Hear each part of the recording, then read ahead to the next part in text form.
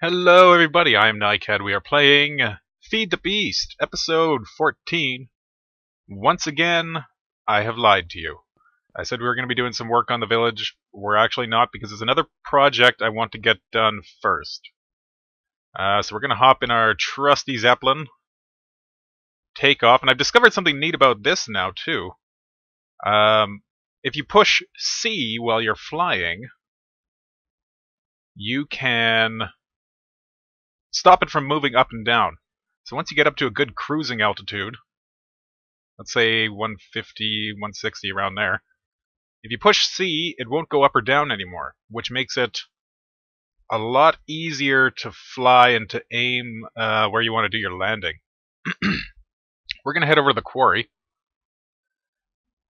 because I want to set something up over there. I kind of got tired of trucking biomass back and forth. I could have set up some kind of system to automatically move it into like an ender chest or something from capsules over at the agriplex, and then have it extracted from the from the ender chests at the quarry. That seemed like a lot of work, so instead we're going to do this. And I'll just jump ahead a little bit here to when we get to the quarry. So one sec. Oh, here's the other thing I discovered about this. It has two seats. There's a passenger seat. Can you imagine being a passenger in this thing? That would be oh, crap. We lost it. It's getting away on us. Come on. Yeah, but it's got a passenger seat. I can't imagine being a passenger in this. What are you going to be looking at? The back of the guy's head? Okay, we're coming out of the quarry now. Coming in hot. Oh. See, the key to aiming this thing seems to be just to overwhelm it with one direction, and then see if you can just go back and forth without it randomly changing direction on you, which it's prone to do. We want to go a little bit more this way. We're just going to put down right here. This looks good. So we'll push C. We'll push X. You gotta push, I think, X or Z to undo the altitude hold button. We'll just let down right here. I don't really care what we land on. It's probably going to be on a tree. The hitbox on this thing is weird. The wings don't count. Oh, and there's a bunch of mobs. You should probably... Oh, is that... Oh, no, he's angry because he's outside, not because we hit him. Are we coming down on a creeper? We almost did. Okay, I'm going to get a couple things set up here, then we're going to be working on a little project here, so I'll be right back. Okay, we're back at the quarry here. This is what I've built so far, and what we're going to do here to power the quarry is set up a 2x2 boiler. We're going to power it with blaze rods. I went into the nether, I went searching around for a long time, found a whole bunch of blaze spawners in different nether fortresses. And now we have a tier 5 soul shard for blazes. So we're going to set up a blaze trap here. It's just going to be a water trap. We'll have water along the bottom. It'll push everything here where we'll have a obsidian pipe. And then that will suck up all the blaze rods, put them through a tube into a boiler, which will be over here.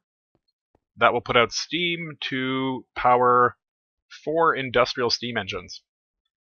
And once this thing heats up, it should put out, or we should be getting way more blaze rods than we actually need to power it. So I'm looking forward to this. Let's, I need to get, where did I put them? Obsidian pipe. We only need 1.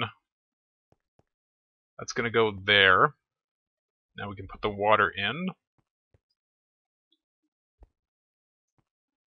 1 there, 1 there. And the other side. This is a 7x7 area. Doesn't really matter. Because the tier 5 spawner shards, soul shards, will spawn so quickly, we don't need to worry about spawn area, really. Oh, I do have some meat. So now let's get underground. We'll put our gold transport pipe. We're going to use gold just... Oh, here's some copper I forgot to get. We're going to use gold. Just because, why not? It'll move that much faster. And what are we saving it for, really? Plus, in the long run, if we get some kind of zombie pigman farm going with the soul shard for them, gold is really going to be a non-issue. Now, where do we want to put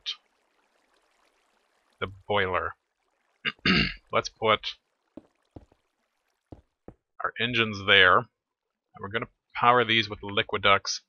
Actually, you know what? It might be better to bring the boiler over here, now that I think about it. Yeah, that's what we're going to do. We're going to put the boiler here. Oh, I didn't mean to break that one. Yeah, that'll work. Now we're just going to go down one more so we can put, let's break those two. Oh. Can I get... Oh, crap. Okay, we'll do this. There we go. We'll put some water down there because that's going to be where our aqueous accumulator goes. So we'll put some water there, there, and there. And we have an aqueous accumulator. There goes my meat. Let's get that back. Put that there, and where's our liquid ducts? Right there. We'll put a liquid duct on that. That'll carry the water up to... Where is it? Fireboxes. Solid fueled firebox. So let's change where this obsidian pipe is going. How deep do we have to go down? 1, 2, 3, 4. There we go. Break that one. Let's put... coming this way.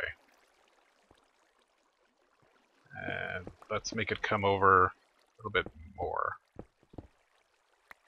Right. We'll have it come up here. Okay, let's dig this out and we'll put our pipe the rest of the way. Like so.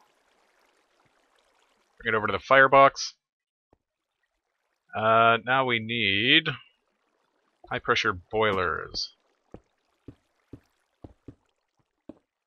There we go. And each of these blocks, 2 of them together is enough to power one of these. So that should be just fine. That's filling up with water, as it should. Now we need to construct the rest of this spawn cage. Let's go up 3 more levels, at least. So I'm just gonna finish this up, and I'll be right back. Okay, we have the building constructed. This is hardened glass. It's pretty easy to make. You just need an induction smelter. You put 2 pulverized obsidian and 1 lead ingot in. I had a ton of lead, so why not? And it looks good. It looks a lot better than regular glass. I think I even like it than that other stuff we were using over at the... I can't get in here. There we go. Over at the Agriplex. So now we need our soul cage. Get that lever. Let's put the lever right above the window there. Flip it on. Get in here. I have some more red alloy wire. And we're going to do the same thing we did over at the spider spawner. Now we're just going to run it along like that. We're going to put the cage there and run the wire onto it. There we go. Now that should keep it disabled when we put the shard in. Bam. Okay. Now let's plug it up. And is everything set up to go? No, we need to hook these up first. Let's get it to build some steam first. So let's flip it on. They'll drop into the water.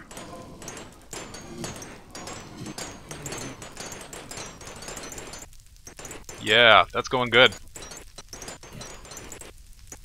The noise is a little annoying. They're dying quickly. Here comes the blaze rods. I think once this gets going, it should be enough to easily keep this powered. Or at least it was when I was testing it. Yeah, here comes some more. Yeah, we're doing good. What I might do is raise the ceiling up. It seems if, I think if it's higher, they'll get out of its spawn kind of area. Like they'll fall out of the area faster, and we can get it to spawn more quickly that way. But this should still be good. We got some in there now. There's more coming. So yeah, eventually it should probably fill up. Because remember, when it first starts to heat, according to the functions, the formulas on the Railcraft wiki, when it first starts to heat up, it uses 8 times as much fuel as it does when it's at maximum heat. And it's basically just a ratio relationship all the way up. So the hotter it gets, the less fuel it uses to heat the heat and to heat up more. So it should, I mean, we're getting a backlog already a little bit. It's keeping around 5 to 10 in there at any given time. By the time it's fully heated up, it should be overflowing, and we'll have to set up a chest for them. Other thing we need to do is we've rapidly filled up the cobblestone barrels here, which is kind of surprising to me. That's, you know, 64 by 64, that's 4,000 and something blocks of cobblestone in every barrel. So, and we're barely even down to tin level. So, yeah, we need to do something about that.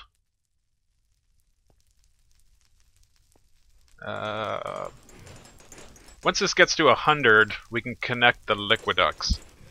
Because at that point, it'll start putting out steam, and a filled liquiduct won't connect. Like a liquiduct that has liquid in it won't connect to another liquiduct unless you make it with a wrench. So it's just kind of easier for us to set up space-wise once it's actually full of steam, or putting out steam. That's cool.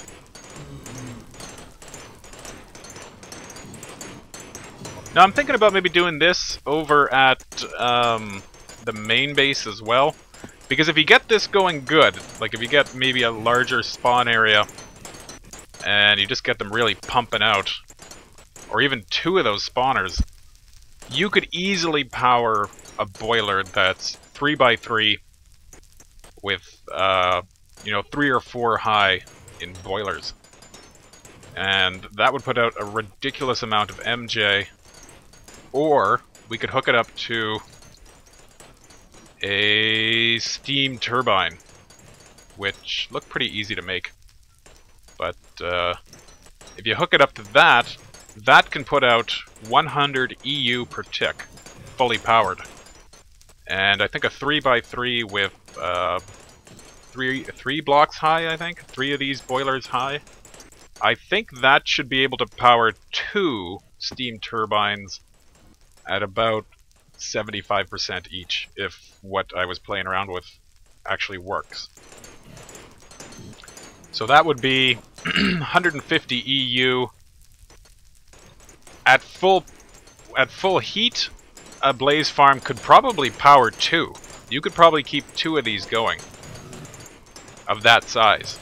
So that's something to look into. That would be a tremendous amount. We could hook that up to what do you call it?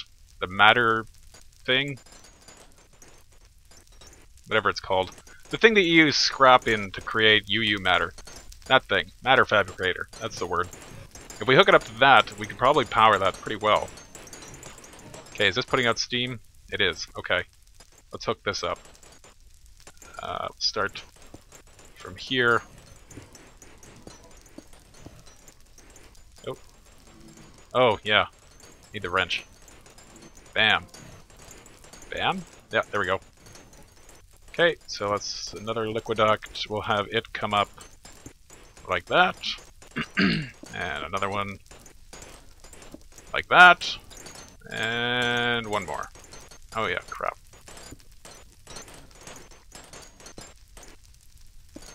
There we go. And bam. Okay, now I need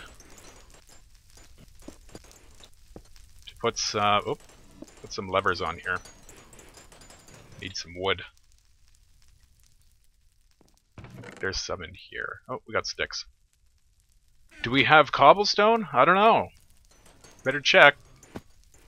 There we go. Turns out we did. I don't need a crafting table to make this.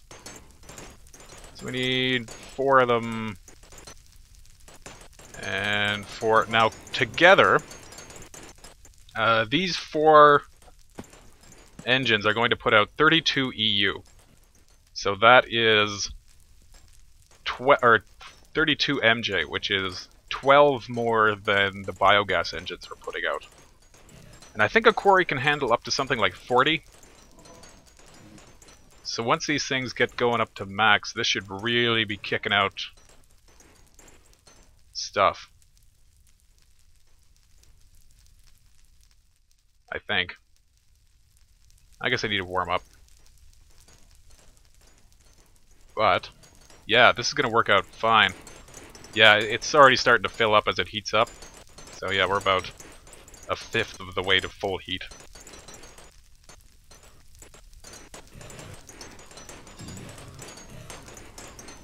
Powering the quarry with the body parts of demons.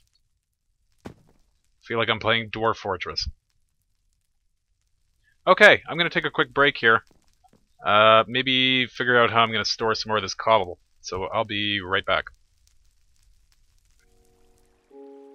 Okay, we're back. So, a little break turned into a longer break. We're down to about level 30 with this thing now. Starting to get into the range where I would want to... Ooh, there's some emeralds right there. Or was that rubies? I think that's rubies, yeah. Have I mentioned I'm colorblind? Well, a little bit. So it's starting to get into the range here where I want to watch for iridium and diamonds and things like that. Except I can never tell if something is silver or iridium. Anyway. This is running well. Really trucking along. I've discovered one problem with it though. If you go out of, I think it's about 120 block radius from the spawner, anything that spawns, it'll keep spawning, but anything that spawns will immediately despawn.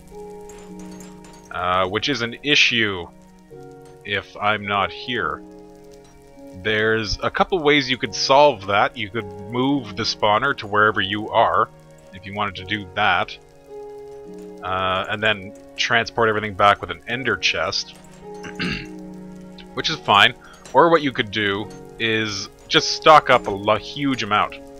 Like, oh, where is it? Can we get the chest? Yeah. So I have like a full double chest there. This one's just started filling up, and that's basically been in the last 15 minutes that I've been over here. So it's really pumping out the blaze rods. We're rapidly going to overwhelm my ability to store them, I think. I've got an idea for how we can deal with that. And I have all of the things I need in that chest.